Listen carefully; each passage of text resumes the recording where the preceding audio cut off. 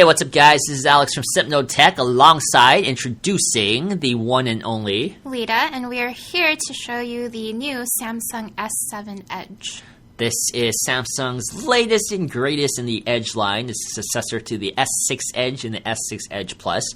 It looks like this will be the only Edge of the year, and it's a 5.5-inch screen, so you're probably stuck with it.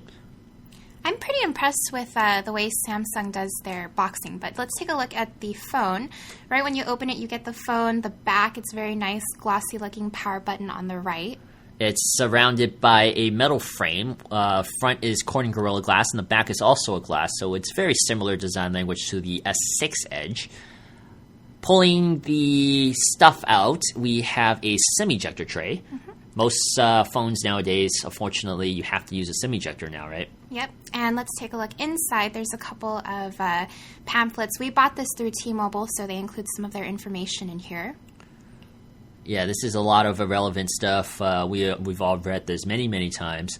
But as a T-Mobile phone, I will have to give them props for finally getting rid of the tramp stamp. So I know the S6 also got rid of the tramp stamp, but I'm very happy to see that the S7 also keeps that up, and T-Mobile vouched to get rid of the tramp stamp on the back of the phone. It definitely makes it look nicer. It makes it look cleaner, too. Right. And T-Mobile has a buy one, get one free for the S7 right now. Of course, it has a little catch, but let's keep going. We have the IMEIs, and let's look at that in a second. So opening it up, we have the charger right here. This is your charging cable. It's micro USB instead of USB-C. This part is pretty cool. Yeah, they're including, for the first time in the US, a USB connector, an OTG, which usually is in a lot of Chinese company stuff. Samsung's including that. And we also have a Quick Charge 2.0, Qualcomm Quick Charge 2.0 power brick. So that's always great to have Quick Charge out of the box. And we have the headphones here. I got really confused opening it. I thought they were black, but I guess it's just tinted. And you probably aren't the first one to think that, but it's just a white pair of ear buds from Samsung, so nothing too out of the ordinary there. But the packaging is nice. Mm-hmm. Let's put it to the side and take a look at the actual phone itself. So, wow, that's a beauty. It's a beauty of a phone if we can get the camera in focus. I love the way it feels in my hand.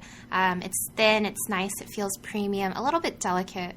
It is. We have the volume rockers on one side, and in the back we have the camera, the flash. It says Galaxy S7 Edge. And on the other side, we just have a flesh metal with a power button. It's pretty simple design, and let's boot it up. You see that's the boot animation. We're probably going to see, are we going to see a T-Mobile? Yes, we do see it right after. Well, let's peel this off. off. I love this part.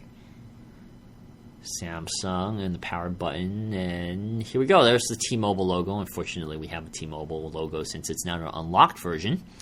And as you can see, we have the power button, which doubles up as your fingerprint scanner. This is a Quad HD Super AMOLED screen. This is running a Snapdragon 810.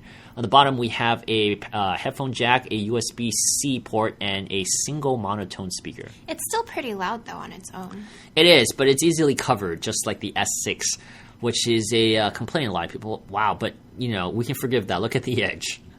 Look at that beautiful Edge. You're not going to see many phones like that. Okay, let's get it booted up here. This is classic Samsung, isn't it? Mm-hmm, it is. The color scheme, and even though they reduced TouchWiz a lot, and they changed it so that it's much more friendly, it's still, wow, look at that. That's very Samsung-esque. And this part does remind me of Google, though. We are moving to the next. We're just plowing through this stuff. It's a good-looking phone.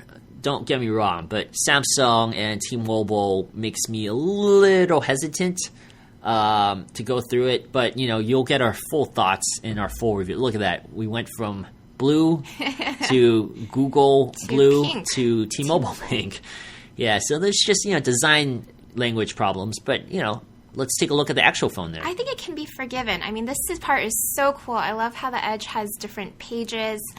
These are the app edges right here. And it looks like you can customize and add on different widget-esque kind of Right, widgets. there we go. On the very bottom, you can see multiple tabs. I think you can go up to 5 pages. The phone seems very responsive in your hands. How does it feel? Ooh, this part's a little weird. I like it a lot. Seems like you're having a little trouble there with the edge. It's a little bit of a struggle there. There's actually a little tab that you have to pull out from, right? Yes. And this part is pretty neat. You can actually set up different contacts. You can put your favorites on here. So this is pretty neat. It's easy access, basically. And you also have what they call edge panels that I hope Samsung later will allow you to customize even more. You can change what side it's on, the transparency. Yeah, it's looking like Samsung's trying to appeal this to a broad range of users. You saw there's an ESPN or sports, or sorry, that was Yahoo Sports Edge, and then there was also stocks, so it's pretty diverse. If you look at the menu and the drop-downs, this is classic Samsung. I never liked the vertical scrolling of the actual drop-down, but, you know, it's Samsung, and look at how many icons there are. It's always a little confusing to me. I never really remember what I meant to do to begin with. Right. You know, there's a lot, and when you open the menu, like I said, Samsung has toned down TouchWiz a lot. This is nowhere near the KitKat versions of 4.4, but, you know, it's still distinctly Samsung. It's, as you can see right here, we're running 6.0.1, so it is, I believe, the latest version of Android as of this taping. And here we go. We have the marshmallow Easter egg. And it should pop up there. I love this part, but it's really hard. I never get past the first two marshmallows. Yeah, I see. You just died there. But it's basically the same game as the Lollipop Easter egg, except with just a marshmallow theme. This is, like I said, the T-Mobile version. We have an Android security patch. Yeah. Oh, as you saw there, the battery capacity is 3,600. This is a really big battery. You might need that battery to handle the Flipboard section there that's built in from Samsung. And Samsung has everything in folders for you.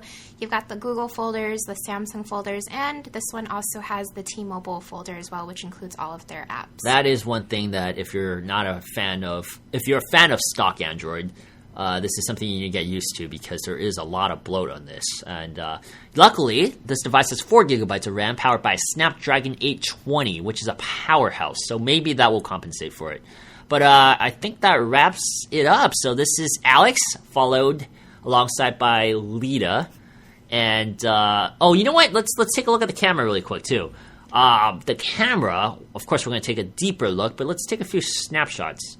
This part I really like because the camera is a big deal to me. I love taking food pictures, but it actually feels really smooth when I use the Samsung interface to take a picture. It's actually pretty simple, right? You can't say this is an iPhone clone. It looks nothing like the iPhone interface, and I actually really like this interface. The camera, obviously, we're not framing it too well, but I've heard really good things about it, and I think we're going to have a lot of fun with this one. We're going to take a lot of sample shots, and you'll see it in our full review, so be sure to like and subscribe to tune in for that. But I think that wraps it up, right? We will save the rest for the actual review video. Thanks for tuning in. Be sure to like our video and also follow us on Instagram and Twitter to get the latest updates from us. See you in the next one. Bye!